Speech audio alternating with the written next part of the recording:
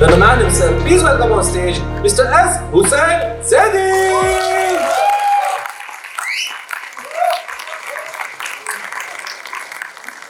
Hello. Please have a seat. Zaidi sir, हमको assure किया गया कि we were told there will be a bulletproof glass for the stage, but please take the microphone. And because you deal with some very dangerous people and some very dangerous stories.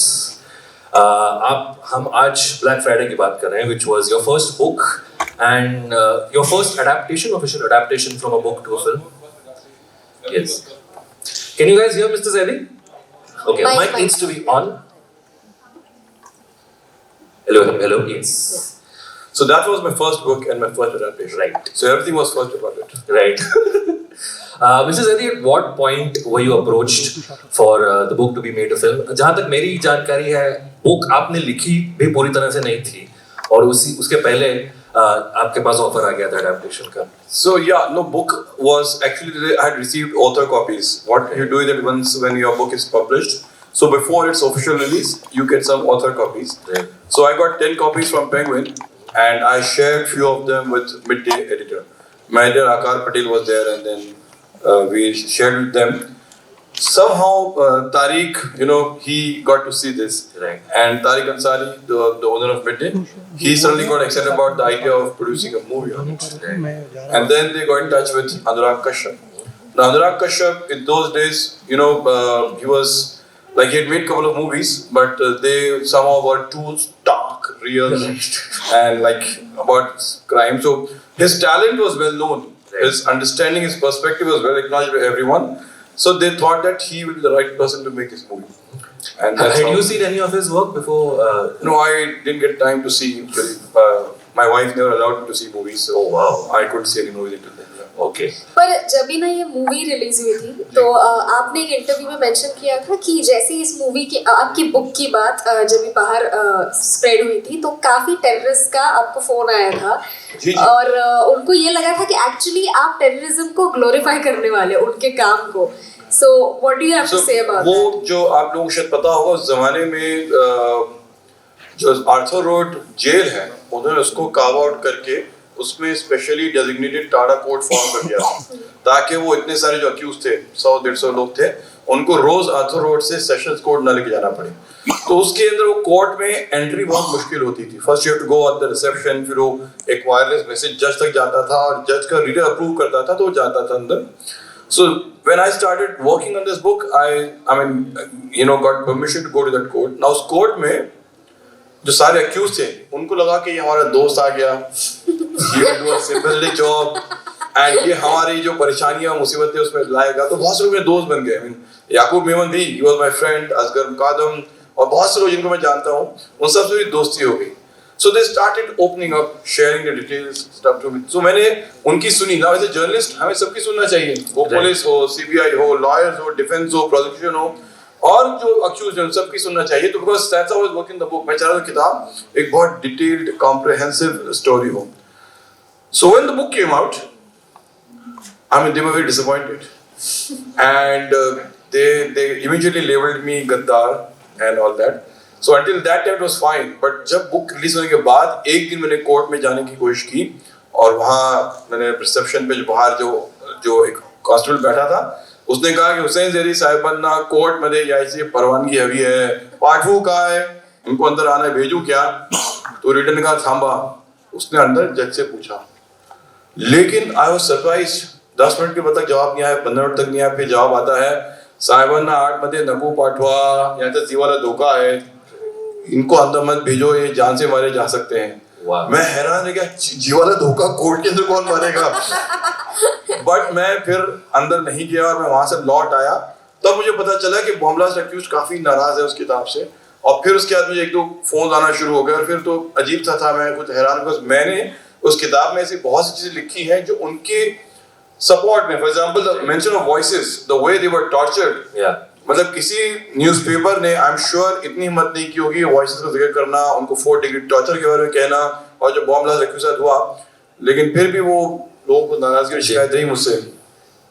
तो sir आपने जब कहा कि आप दोस्त बन जाते हैं अक्यूज्ड से, So how much but you're, at the back of your head, you are still aware that they are involved in an incident which took a lot of lives. Where do you draw that line as a journalist in that कि मैं इनके साथ empathize भी करना चाहता हूँ, लेकिन ये भी याद रखना है कि भाई इन्होंने एक बहुत दूसरा crime किया है. My point is कि when I'm saying those वजह तो I'm trying to speak to them and trying to open up and reveal their mind, but I am trying to be very clinical about my subject. Correct. मतलब मैंने हमेशा यही बात मैंने अपने शागिर्दों को सिखाई है, चाहे वो ज्योति डे हो, चाहे वो जिग्ना वोरा हो, या जितने भी मेरे जो मशहूर शागिर्द गुजरे हैं, उन सबको मैंने कहा कि ये तुम्हारे सोर्सेज दोस्त नहीं होते. You should not wine and dine with them. You should only treat them as your subject. So आपने देखा हो जैसे डॉक्टर है, जब उसको सर्जरी करना होती है तो उसको उस पेशेंट से जो है हमदर्दी जरूर है. He's like thinking that he should save him or should do something for him, but उससे connected नहीं हो जाएगा. So similarly for me, these are subjects. I have to get a best story possible. I have to make the best possible effort, get the best book or story or article out of it. But I will not be emotionally involved with them. So वरना फिर वो काम करना मुश्किल हो जाएगा. Correct. Yeah. और मैं कोई नहीं होता हूँ किसी की बेकसूर होने और कसूर साबित करने वाला. जी. I am just a storyteller. Sure. Ji.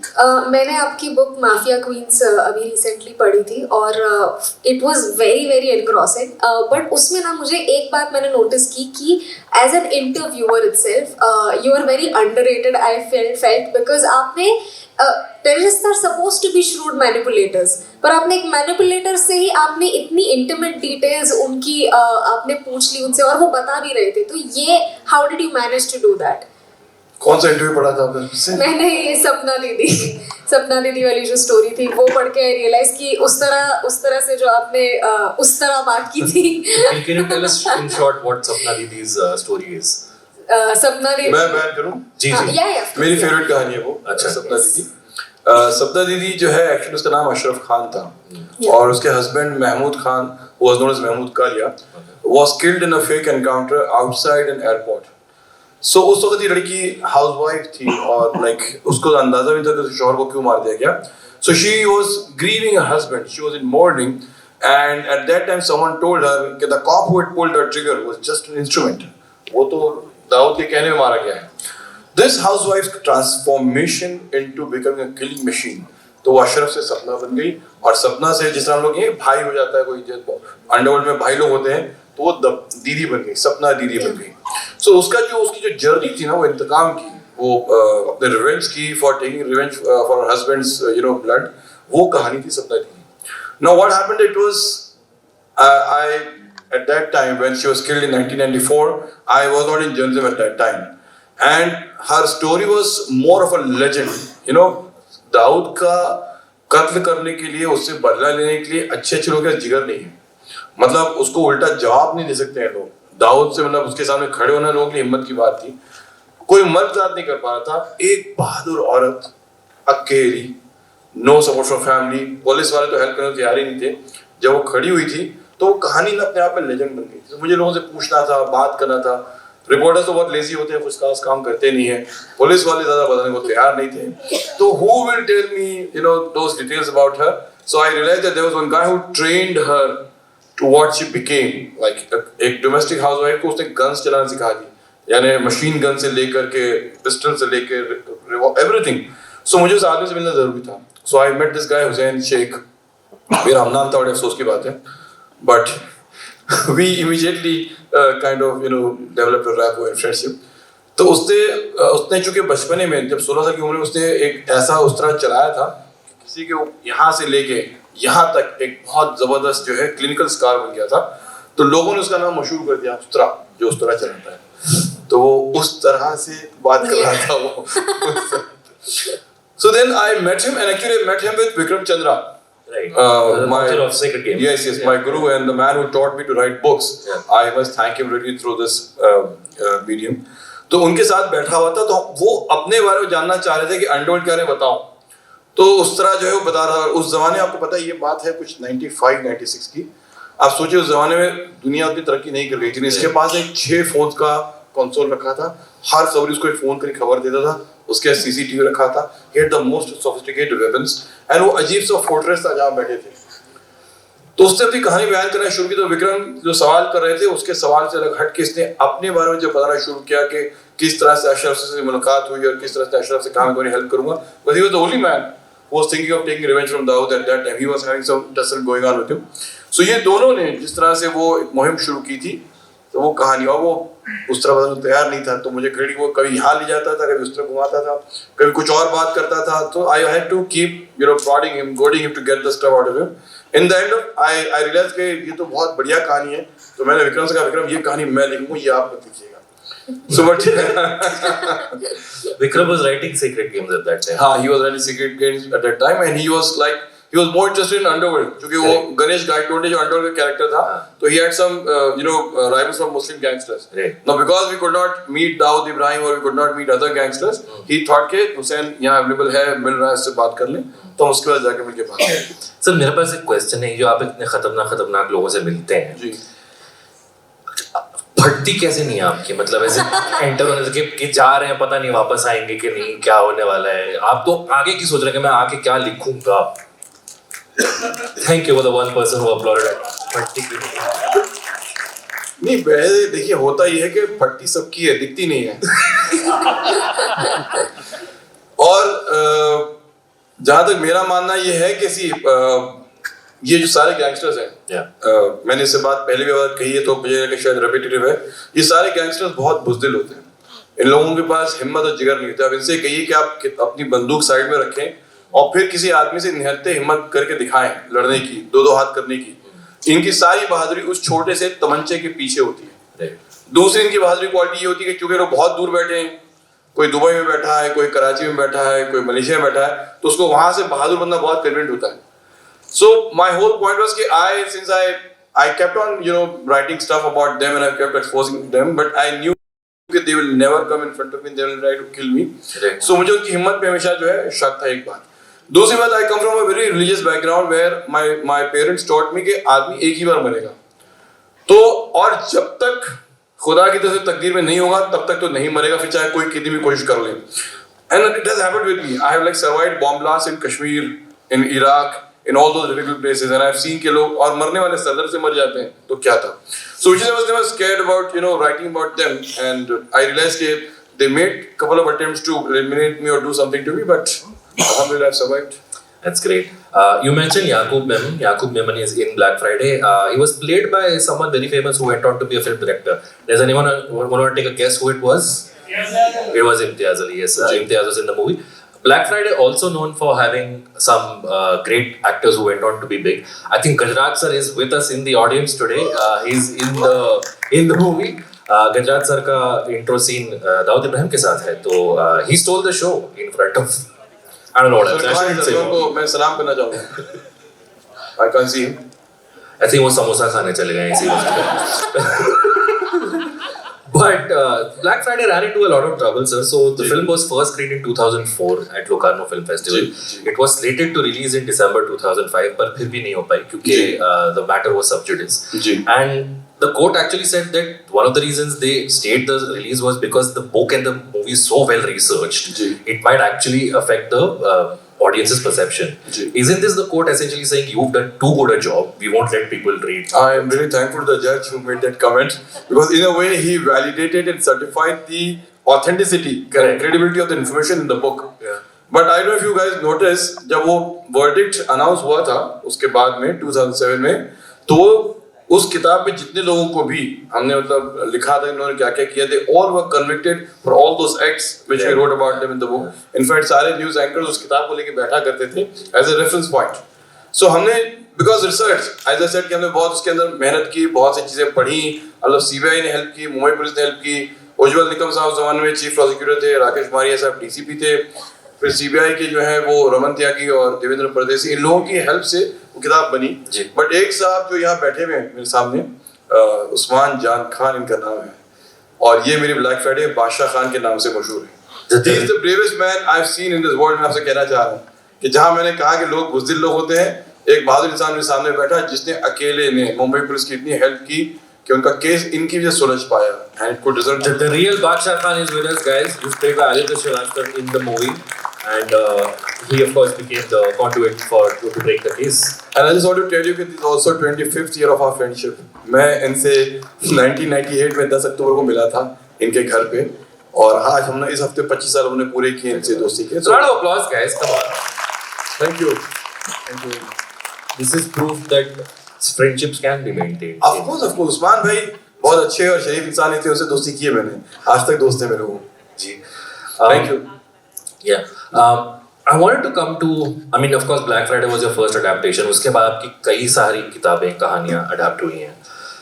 Was there something that you took away from Black Friday that you applied to adaptations later on? कि हाँ ये वो चीजें हैं जो Black Friday में work करी हैं, या basically when you write, are you already thinking in your mind how this will look on screen?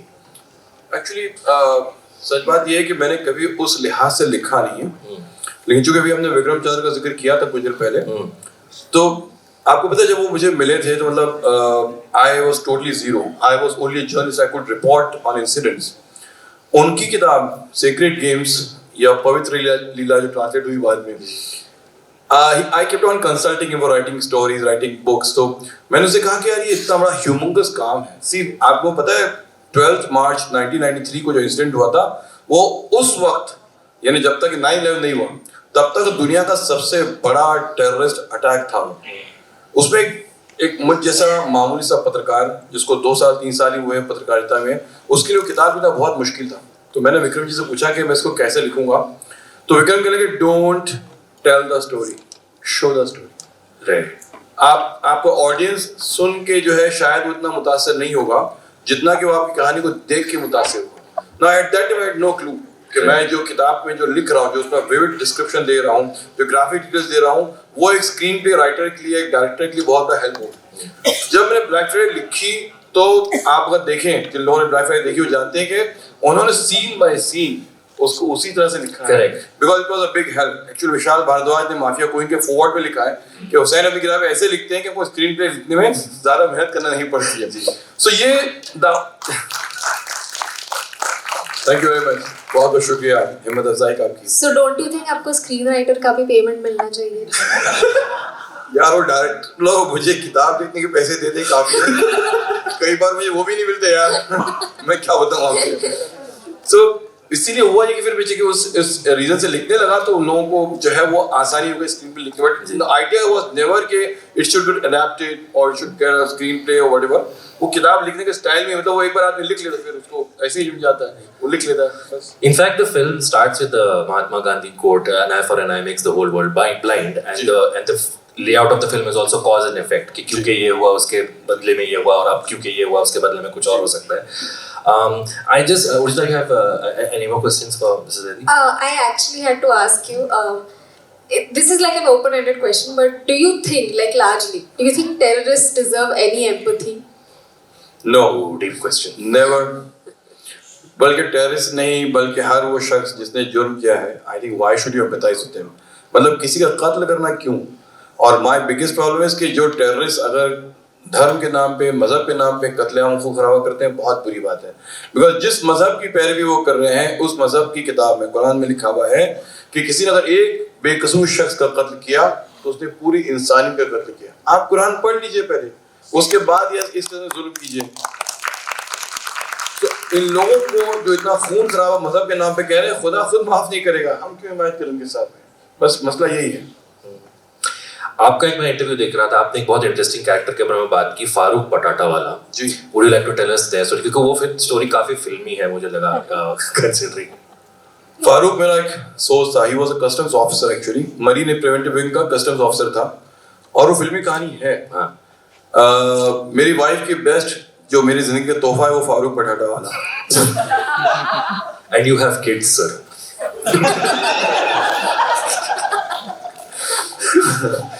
खैर मैं इनकी इस बात से इनकी नजरअंदाज कर दूंगा because he doesn't know so much. So मैं कहूँगा ठीक है कोई बात नहीं.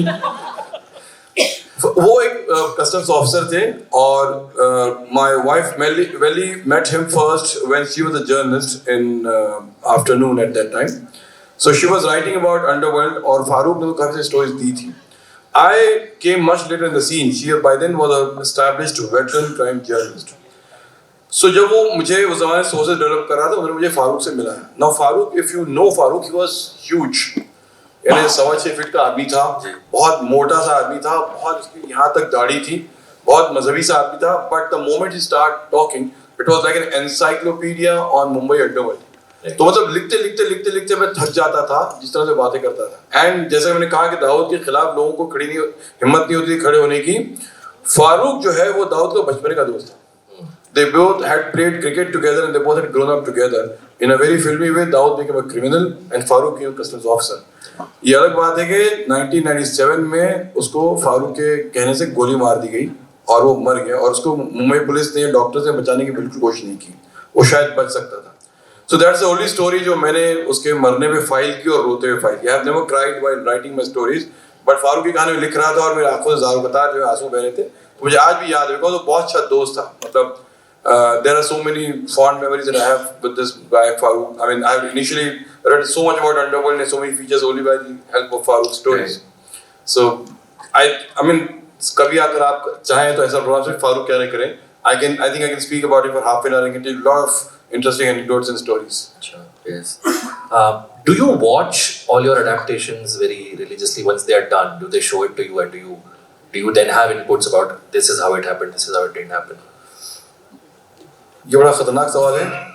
आई एम जस्ट थिंकिंग कि हाउ टू आंसर दिस. मैंने कुछ देखी है, बहुत दुखी हुआ हूँ. एंड आई रियली थॉट कि यार मैंने क्यों देखे. बट वो बने हुए थे और मुझे स्क्रीन के लिए बुलाया गया तो मुझे देखना पड़ गया. एक आध बार मैंने एतराज कर लिया था स्क्रीन पे देख करके. डायरेक्टर से कहा कि भाई आप ये क्या बना रहे हैं, मतलब this is not in the book, this is not the way it happened. And he kind of rebuked me in a very nice way. He said, Hussain, you know, you have written a book. I am making a 50 crore movie. मुझे पता है audience को कैसे खुश करना है, क्या करना है. सो आप अपना काम करो, मैं अपना काम करूंगा. उस दिन के बाद से मैंने थोड़ा सा डिग्री ऑफ सेपरेशन अपने पैदा कर दिया. And I try to detach myself after writing a book and after it's been adapted. तो I mean, they want to do it differently. They say that their craft is different. Right. I don't have to be faithful to the book and I don't have to really reproduce whatever is there in the book.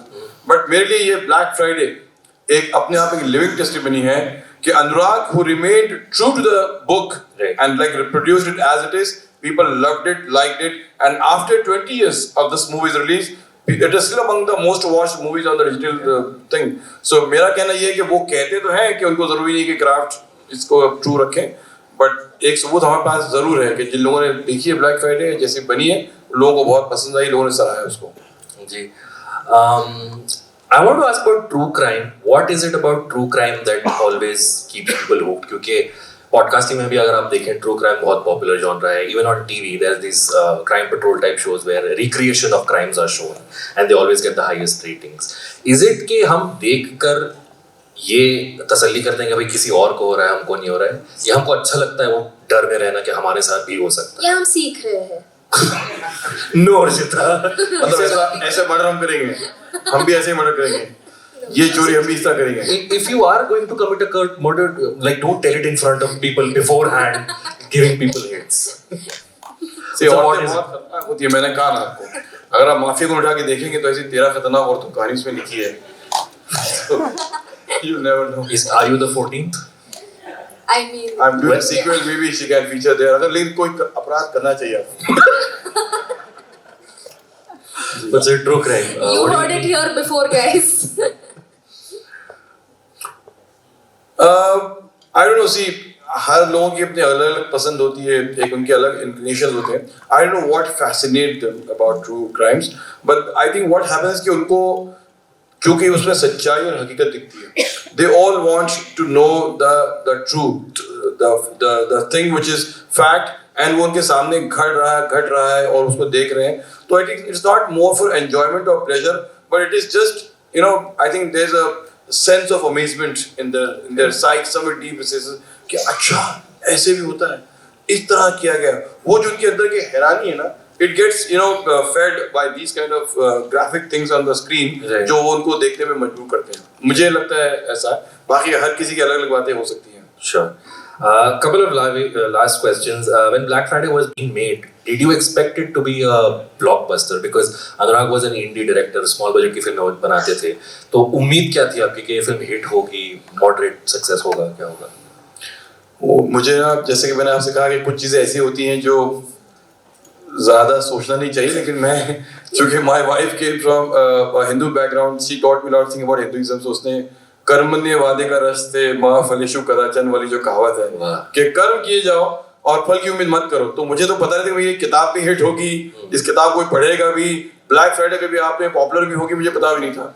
ये तो बहुत बाद की बात है, किताब लिख ली गई, 12 लैंग्वेज ट्रांसलेट हो गई और आज तक मुझे इसकी रॉयल्टी के पैसे आ रहे हैं, तो ये तो कमाल की बात है। That's the best thing. Film तो बात की बात है कि वो हिट होती है, ब्लॉकबस्टर बनती है नहीं बनती, बट मैं शुरू का ही नहीं बता दूं क्या होगा, बट देखिए खुदा मेहरबान है तो गधा पहलवान है। तो जैसे कि काफी ज्यादा शोज हमने नॉन फिक्शन में भी देखे हैं, जैसे माइंड हंटर, या फिर यूट्यूब पे there is a very famous show, famous YouTube series called criminal psychology, इसमें pick the brains of criminals.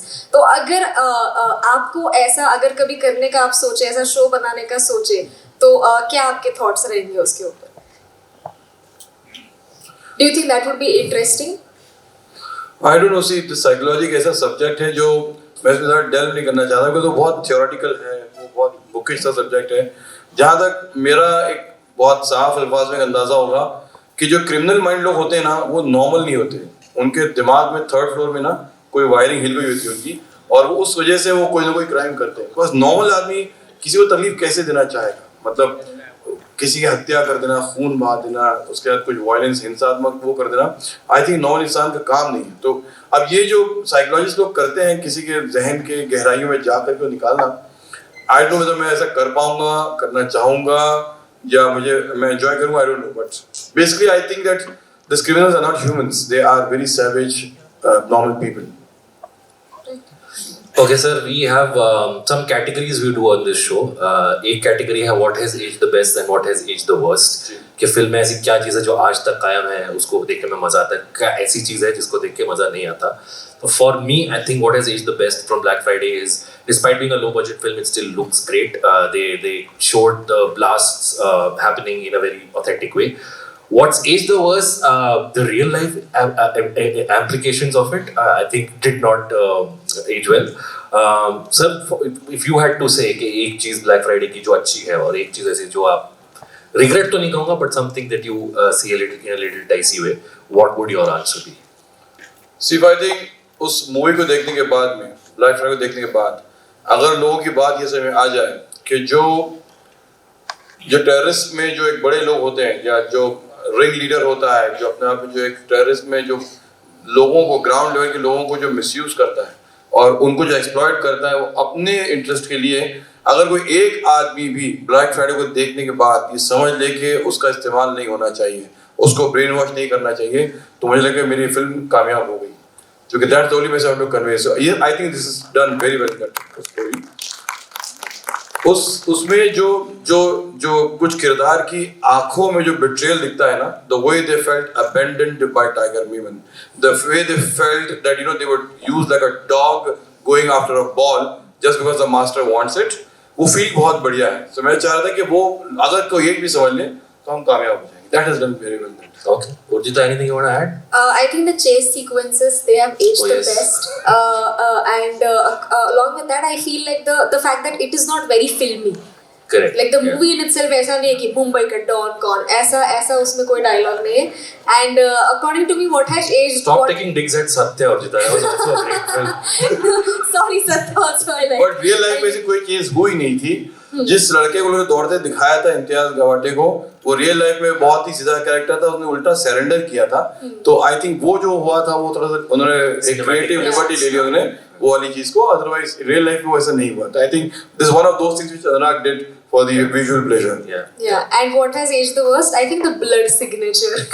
The blood signature? Yeah, the scene was very gory. Yeah, wow. Yeah. Aged the worst as in you cringe while watching. Yeah.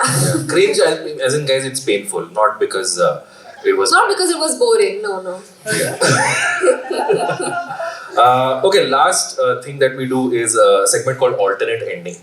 कि हम सोचते हैं कि अगर film जिस तरह से खत्म हुई उस तरह नहीं होती, किसी और तरह होती तो किस तरह, but this is a film it's based on real life. So I don't know how to say. I mean, if it was up to me, none of this should have happened, but it did. Is there any way, sir, you think, or do you think the film ends on an optimistic note? Because again, it ends with the Gandhi quote, "An eye for an eye makes the whole world blind." Actually उसके लिए कोई और ending हो नहीं सकती थी. अनुराग जो उन्होंने उस मकसद से फिल्म शुरू की थी कि अगर हर कोई जो है हिंसा का जवाब हिंसा से देने लगेगा तो फिर तो यानी कोई खत्म होने ही वाला नहीं. एक आदमी पहले एक हिंसा करेगा, दूसरा उसका जवाब देगा, फिर एक और हिंसात्मक इंसिडेंट होगा. So there is no end to violence.